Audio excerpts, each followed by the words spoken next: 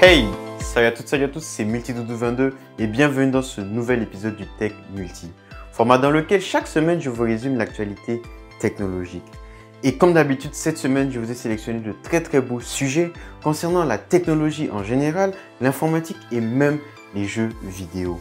Alors comme d'habitude, si un de ces sujets t'intéresse, n'hésite pas à t'abonner pour ne pas manquer les prochaines vidéos qui arrivent chaque semaine. Maintenant que tout est dit, je t'invite à commencer. Aujourd'hui, le monde s'intéresse de plus en plus aux crypto-monnaies, que ce soit les particuliers mais aussi les entreprises. Et en ce début de semaine, c'est Tesla qui a annoncé avoir investi 1,5 milliard de dollars dans le Bitcoin. Et également bientôt la possibilité de pouvoir faire ses achats chez eux avec cette crypto-monnaie. Cette annonce a bien sûr fait flamber le cours du Bitcoin, mais également augmenter la confiance que les personnes ont de cette crypto-monnaie.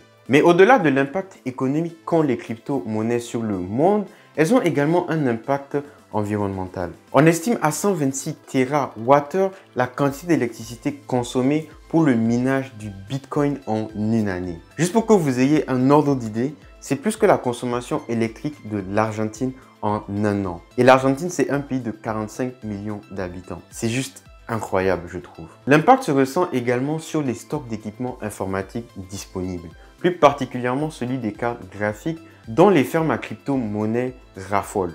Mais malheureusement, avec la situation actuelle, les stocks sont déjà réduits. Et maintenant, vu que les fermes n'arrivent plus à mettre la main sur ce genre de cartes graphiques, elles se tournent vers les ordinateurs portables équipés de ce type de cartes graphiques-là. Je vous mets ici quelques images qui sont assez impressionnantes, je trouve. On vient de parler de cartes graphiques, maintenant on va parler processeurs. Avec Intel qui nous a proposé cette semaine le premier benchmark d'un de ses processeurs de 11e génération. Ils nous ont ainsi proposé un comparatif complet entre un processeur Intel Core i7 de 11e génération et un processeur M1 d'un MacBook Pro. Sur ces tests, Intel clame haut et fort qu'ils sont capables de proposer 30% de performance en plus en productivité normale et une meilleure performance sur Microsoft 365. Ils ont également mis l'accent sur le fait que beaucoup de jeux ne sont pas encore compatibles M1, mais si on regarde bien sur ce graphique, la plupart des jeux compatibles sont encore meilleurs sur le processeur M1. La façon dont Intel est en train de communiquer en attaquant frontalement Apple laisse légèrement sous-entendre qu'ils sont quelque part légèrement effrayés par les M1. Mais en même temps, on peut peut-être les comprendre. Parce que le M1 est à sa première génération et rivalise déjà avec les plus grands. Mais comme d'habitude, ça me fait me poser une question. Est-ce que vous pensez que Intel va peut-être bientôt nous proposer un processeur ARM pour directement concurrencer le M1 de Apple? Parce que franchement, vu que Apple va déjà avec une construction ARM, ils ont déjà légèrement un petit avantage. Reste à voir avec le temps, est-ce que Intel va lâcher le x86 historique? Hey, franchement, si t'aimes bien la vidéo, n'hésite pas à t'abonner. Et à même laisser un like si tu veux. Au CES de 2017, Razer a présenté le projet Valerie.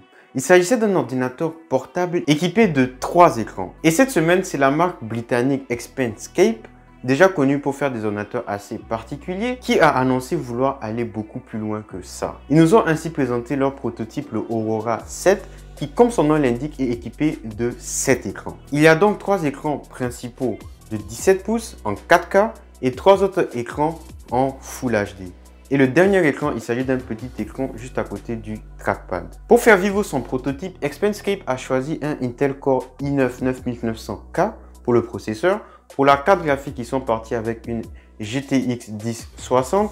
Pour la RAM, 64 Go de RAM. Et pour le stockage, 4 Tera, 2 en SSD et 2 en mécanique. Et comme vous pouvez le constater, il ne s'agit pas de composants si extraordinaires que ça. Expenscape promet que pour les versions finales, ils seront capables d'équiper les ordinateurs en carte graphique Nvidia RTX, aller jusqu'à 128 Go de RAM et pour le stockage, aller jusqu'à 16 Tera. Là, on parle de composants extraordinaires. Surtout qu'on est vraiment sur un ordinateur portable. Mais bien sûr, ce n'est pas un ordinateur normal, un peu orienté pro comme le Asus ZenBook Duo. Du haut de ses 12 kg, le Aurora 7 s'oriente vraiment vers une utilisation de niche. pour des personnes qui ont besoin d'énormément de puissance et de plusieurs écrans. Je n'imagine même pas le prix de ce monstre. Chaque semaine, on parle maintenant de Xiaomi. Mais en même temps, c'est normal. Chaque semaine, ils présentent des choses assez farfelues. Et cette semaine, on a eu un aperçu détaillé de leur Mi 11 Ultra. Il s'agit de la version bodybuildée du Mi 11. Mais cette semaine, la présentation n'a pas été faite par Xiaomi eux-mêmes. Elle a été faite par une chaîne YouTube Tech Buff pour fêter leurs 1000 abonnés.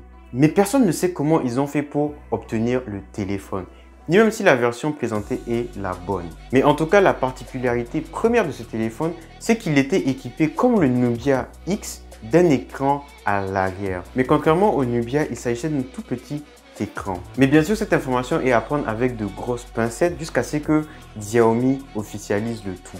Mais le fait que la vidéo YouTube ait été supprimée juste après sa publication crédibilise un peu la chose. La semaine passée, on parlait du fait qu'avec la mise à jour iOS 14.5, on pourra utiliser Face ID même avec un masque. Et bien cette mise à jour apporte encore une fonctionnalité assez intéressante qui pourrait plaire à la plupart des non-utilisateurs d'Apple Music. Et c'est tout simplement le fait que maintenant on pourra changer le lecteur de musique par défaut sur les iPhones. Donc à la place de Apple Music, on pourra mettre notre service de streaming préféré. Et ainsi, lorsqu'on parlera à Siri ou lorsqu'on utilisera les boutons rapides de nos casques connectés, et bien la lecture de musique se fera directement à partir du service qu'on aura choisi. Personnellement, je suis très content de cette information, sachant que je suis un grand utilisateur de YouTube Music. D'ailleurs, dites-moi en commentaire quel service vous utilisez. On va finir cette première partie de vidéo avec une news qui m'intéresse tout particulièrement. Et c'est tout simplement le fait que l'État du Nevada pourrait bientôt autoriser les compagnies à créer leur propre ville dans cet État-là. Les entreprises de technologie pourraient ainsi créer leur propre juridiction gouvernementale locale au Nevada. Bien sûr, ça c'est si la législation prévue parvient au bureau du gouverneur Steve Sisolak. L'objectif du Nevada, c'est bien sûr de redynamiser leur État qui compte principalement sur le tourisme qui est malheureusement en pleine dégringolade due à la crise du Covid. Imaginez une ville complètement Tesla, une ville complètement Facebook, une ville complètement Apple. Franchement, ça peut être grave stylé. On va ouvrir notre petit coin jeux vidéo avec une news qui ne m'enchante pas du tout.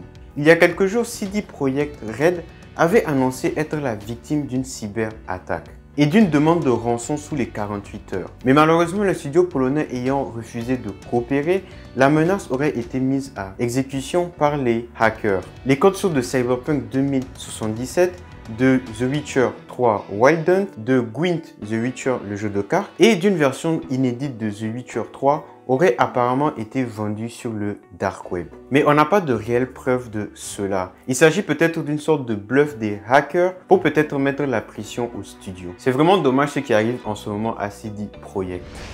Ubisoft a dernièrement annoncé un dernier trimestre record au niveau de ses ventes. Mais ils ne veulent pas se reposer sur leur laurier et prévoient apparemment un changement de business model. Ils veulent alors réduire la production de AAA et maximiser la production de free-to-play. Mais ce changement d'orientation est assez discutable, sachant que l'année passée, leur titre Hyperscape avait vraiment du mal à trouver preneur. Mais bon, seul l'avenir nous dira est-ce qu'ils avaient raison ou pas.